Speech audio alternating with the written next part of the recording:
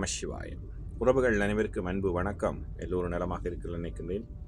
எல்லோரும் நலமாக இருக்க வேண்டும் என்றெல்லாம் இறைவனை பிரார்த்தித்தவனாக வளமை போன்ற ஒரு குரலை காணொலி வடிவிலே பதிவிட்டு வருகின்றேன். அந்த வகையிலே இன்று நாங்கள் காண்க இருக்கின்ற குரல் 1330 குரலிலே 402வது குரலாக அமைய இருக்கின்றது. இந்த குரலும் கல்வியினுடைய மகத்துவத்தை அழகாக சொல்லி இருக்கின்றது. குரலையும் முறையும் நாங்கள் காண்போமாக இருந்தால், கல்லாதான் சொற்காமுறுத்தன் முலையிரண்டும் இல்லாதால் பெண் காமுற்றற்று.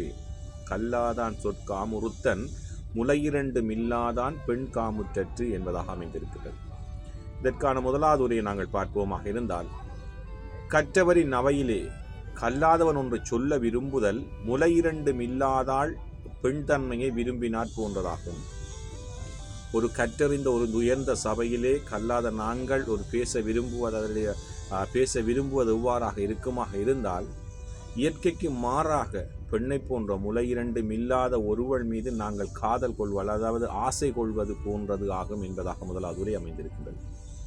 அதே போன்றுதான் கலைஞர் அவர்களும் கல்லாதான் சொற்காமுறுத்தன் முலையிரண்டும் இல்லாதால் பெண் காமுற்றற்று என்ற குரலுக்காக ஒரு உரையை தந்திருக்கிறார்கள். அதை பார்ப்போமாக இருந்தால், கல்லாதவரின் சொல் கேட்க விரும்புவது மார்பகம் இல்லாத பெண் மீது மையல் கொள்வதற்கு ஒப்பானதாகும். கல்வி அறிவில்லாதவனுடைய சொல்லை நாங்கள் கேட்பது எவ்வாறாக இருக்குமாக இருந்தால், மார்பகம் இல்லாத, அதாவது இயற்கைக்கு மாறாக இருக்கின்ற ஒரு பெண் போன்றவள் மீது நாங்கள் மையல் ஆசை கொள்வது போன்றதாகும் என்பதாக அவருடைய உரையும் அமைந்திருக்கின்றது.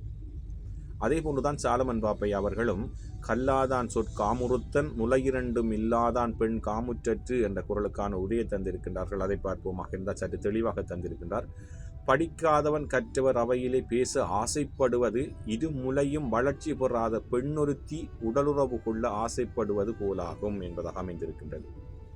அதாவது படிக்காதவன் ஒரு சபையிலே, உயர்ந்த சபையிலே, ஒரு கற்றறிந்த சபையிலே பேச ஆசைப்படுவது, அதாவது இயற்கையினுடைய மாறாக ஒரு பெண்ணை போன்ற ஒரு மார்பக வளர்ச்சி இல்லாத, அதாவது இயற்கைக்கு மாறானது, அவ்வாறான ஒரு பெண் மீது அவளை ஆசைப்பட்டு கலவியில் ஈடுபடுவதற்கு ஆசைப்படுவது போன்றதாகும் என்பதாக அவருடைய உரையும் அமைந்திருக்கின்றது. உண்மையிலேயே இன்றைய குரலுக்கான 3 உரைகளை நாங்கள் பார்த்த மட்டிலே கல்விக்கான மகத்துவத்தை மிகவும் தெளிவாக, நாங்கள் கல்வியுடைய மகத்துவத்தை இந்த குரலை கேட்டது நாங்கள் கட்டாயம் கல்வியை கற்க வேண்டும் என்ற ஒரு விரிவை, அழகான ஒரு விரிவை அழகாக தெளிவாக சொல்லியிருக்கின்றது.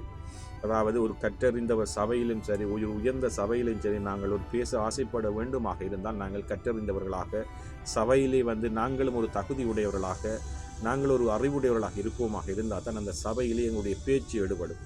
இல்லை என்று சொன்னால் இயற்கைக்கு மாறாக நாங்கள் ஒரு பெண் போன்றவள் மீது, பெண் போன்றவள் மீது அல்லது அவள் மீது ஆசை கொண்டதை போன்றதாகும். அதாவது சாத்தியக்கூறு அற்றதாக, எதற்கும் ஒப்பானது அல்லாத, பிரயோசனம் அல்லாத ஒன்றாக அமையும் என்பதைத்தான் இந்த குரல் தெளிவாக சொல்லியிருக்கின்றது. நல்ல ஒரு குரலாக அமைந்திருக்கின்றது. கல்வியினுடைய மகத்துவத்தை தெளிவாக சொல்லியிருக்கின்றது.